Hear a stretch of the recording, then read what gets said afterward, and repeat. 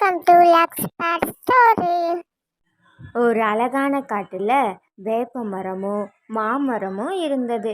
வேப்ப மரம் ரொம்ப அன்பாகவும் மாமரம் ரொம்ப கர்வத்துடனும் இருந்தது. ஒரு நாள் சோனா குருவி தான் குழந்தைய கூப்பிட்டுக்கிட்டு மரத்தில் வீடு கட்டுறதுக்காக வந்தது.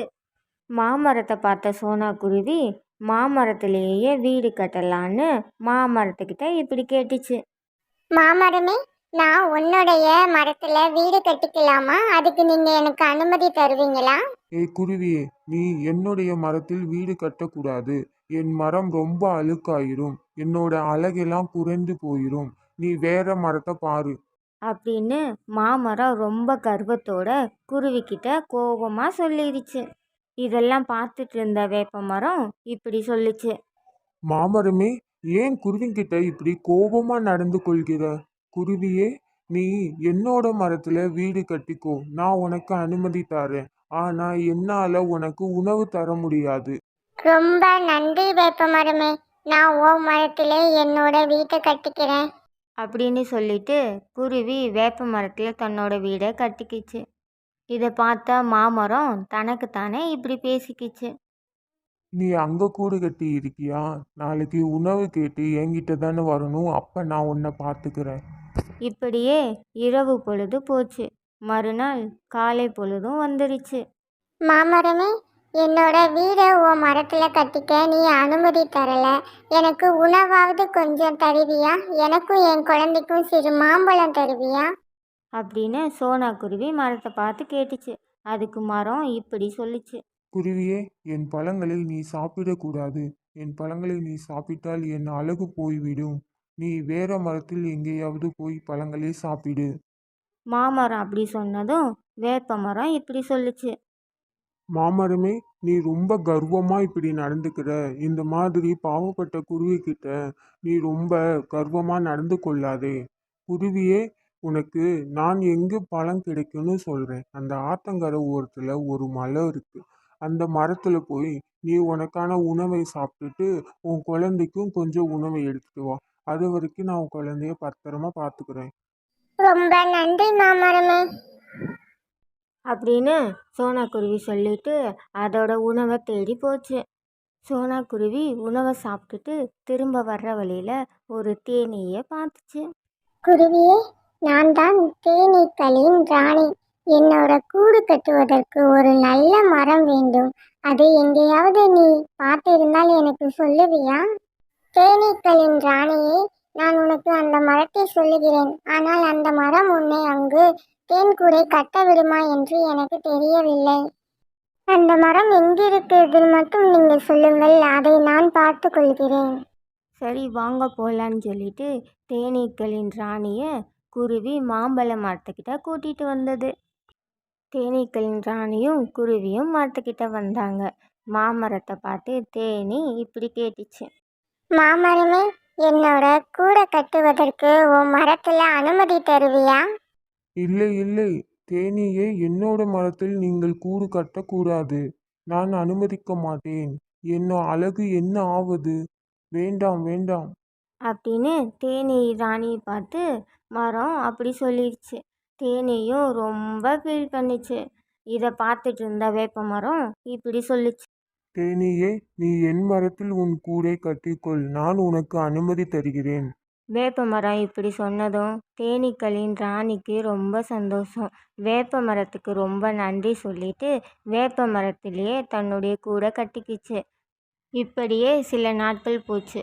ஒரு நாள் மர வியாபாரி மரங்களை வெட்டுறதுக்காக அந்த இடத்துக்கு வந்தாங்க.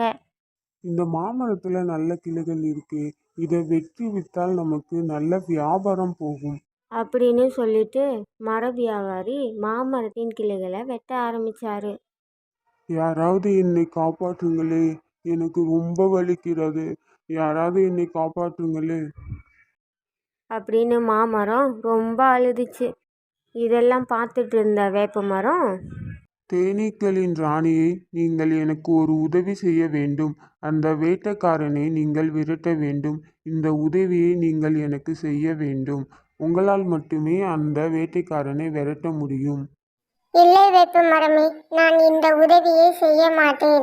மாமரம் எனக்கு உதவி செய்யவில்லையே, நான் எப்படி அவர்களுக்கு உதவி செய்வேன்? அப்படி சொல்ல வேண்டாம் தேனீக்களின் ராணியே, இந்த உதவியை எனக்காக பண்ணுங்கள். சரி வேப்ப மரமே, உங்களுக்காக வேண்டால் நான் அந்த வேட்டைக்காரனை விரட்டுகிறேன். இப்படி சொன்ன தேனீக்களின் ராணி எல்லா ஈக்களையும் கூப்பிட்டு வேட்டைக்காரனை விரட்டுனாங்க. ஐயோ என்னை விட்டு விடுங்கள், ஐயோ என்னை விட்டு விடுங்கள், எனக்கு வலிக்கிறதே. இப்படி சொல்லிக்கிட்டே வேட்டைக்காரனும் அங்கேருந்து ஓடி போயிட்டான். இதெல்லாம் பார்த்தா மாமரம் தேனீக்களுக்கு ரொம்ப நன்றி சொன்னது.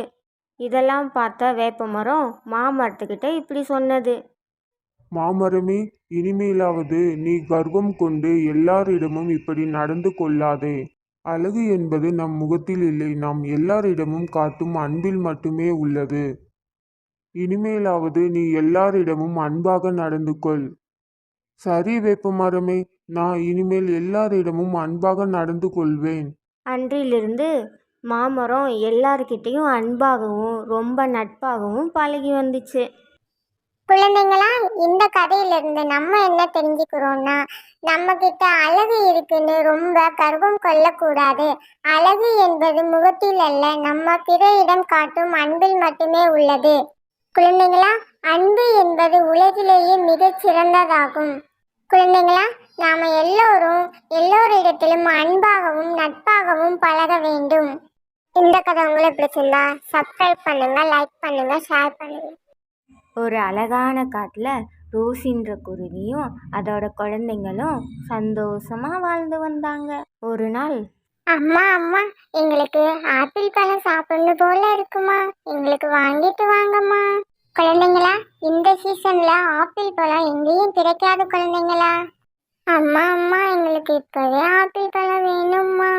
சரி குழந்தைங்களா, நான் உங்களுக்காக வேணா என் தோழன் புறா கிட்ட கேட்டு பார்க்குறேன். உடனே ரோசி குருவி தன்னோட 2 குழந்தையும் கூப்பிட்டுக்கிட்டு புறாவோட வீட்டுக்கு போச்சு. வா தோழி ரோசினியே, என்ன என் வீட்டு பக்கம் வந்திருக்க? புறா தோழரே, நீங்கள் எனக்கு ஒரு உதவி செய்ய வேண்டும். உங்கள் காட்டில் சிறிது ஆப்பிள் பழம் எனக்கு தர வேண்டும். என் குழந்தைகள் ஆப்பிள் சாப்பிட ஆசைப்படுறாங்க. தோழி ரோசியே, நீ கேட்டு நான் மாட்டேன் என்று சொல்வேனா? வாங்க எல்லோரும் தோட்டத்துக்கு போய் பழங்களை பறிக்கலாம். அப்படின்னு சொல்லிட்டு புறா ரோசினி குருவியை கூப்பிட்டுக்கிட்டு புறாவோட தோட்டத்துக்கு பறந்து போனாங்க. புறா தோட்டத்தில் போய் நிறைய ஆப்பிள்களை பறித்து ரோசினி குருவிக்கிட்ட கொடுத்துச்சு. அப்புறம் ஒரு சின்ன ஆப்பிள் கன்றையும் கொடுத்துச்சு.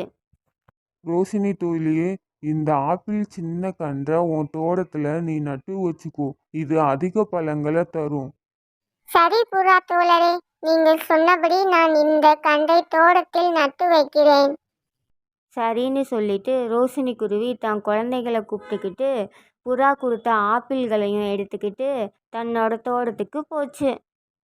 ரோசினி குருவியும் அதோட குழந்தைங்களும் புறா கொடுத்த ஆப்பிள் செடியை தன்னோட தோட்டத்தில் நட்டு வச்சாங்க.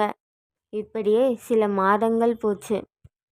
ரோசினி தோட்டத்தில் நட்டு வச்ச ஆப்பிள் செடி இப்போ மரமாகி பழமும் தர ஆரம்பிச்சிருச்சு. ஒரு நாள், அம்மா, நம்ம தோட்டத்துல ஆப்பிள் செடி நிறைய பழங்கள் வச்சிருக்குமா, எனக்கு ரொம்ப சந்தோஷமா இருக்குமா. அம்மா, நம்ம பழங்களை பறிச்சு வீட்டுக்கு எடுத்துட்டு போலாமா? ரோசினி குருவியும் அதை குழந்தைங்களும் ஆப்பிளை சந்தோஷமாக வீட்டுக்கு எடுத்துகிட்டு போனாங்க. மறுநாள் அதே மாதிரி ஆப்பிள் பழங்களை பறிப்பதற்காக ரோசினி குருவியும் குழந்தைங்களும் அவங்க தோட்டத்துக்கு வந்தாங்க. அம்மா, என்னம்மா இது, நம்ம ஆப்பிள் மரத்துல ஒரு பழத்தை கூட காணோம். பழத்தை யாருமா திருடி இருப்பா?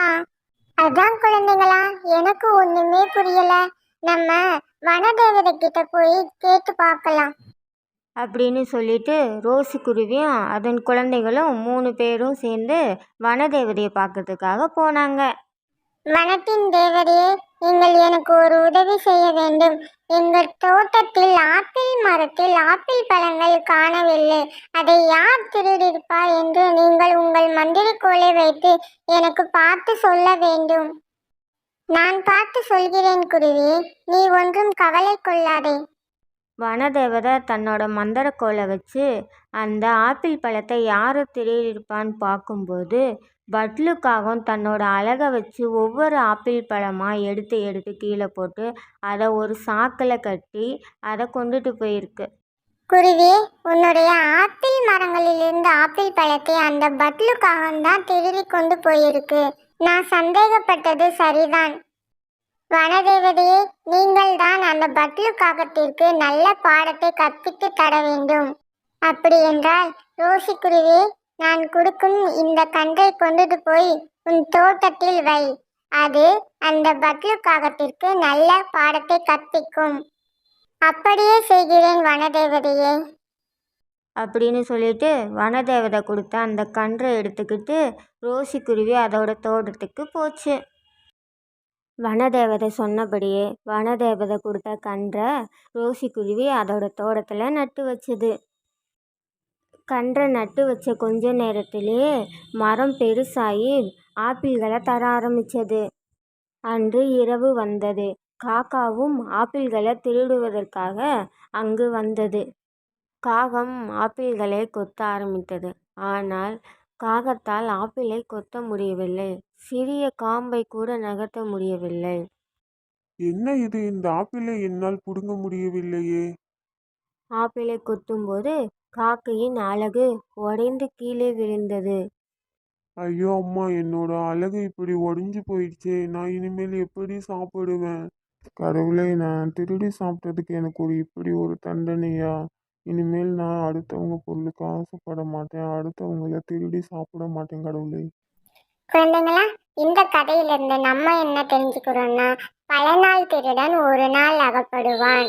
நம்ம அடுத்தவங்க பொருளை திருடி கொண்டே போனா ஒரு நாள் கண்டிப்பா பிடிபடுவோம். குழந்தைங்களா, அடுத்தவங்க பொருளுக்கு ஆசைப்படாம நம்ம கிட்ட என்ன இருக்கோ அதை வச்சு வாழ பழகிக்கணும். குழந்தைங்களா, இந்த கதை உங்களுக்கு பிடிச்சிருந்தா நம்ம சேனலை சப்ஸ்கிரைப் பண்ணிக்கோங்க. ஒரு லைக்கும் கொடுத்துருங்க. இந்த கதை உங்களுக்கு பிடிச்சிருந்தா சப்ஸ்கிரைப் பண்ணுங்க, லைக் பண்ணுங்க, ஷேர் பண்ணுங்க.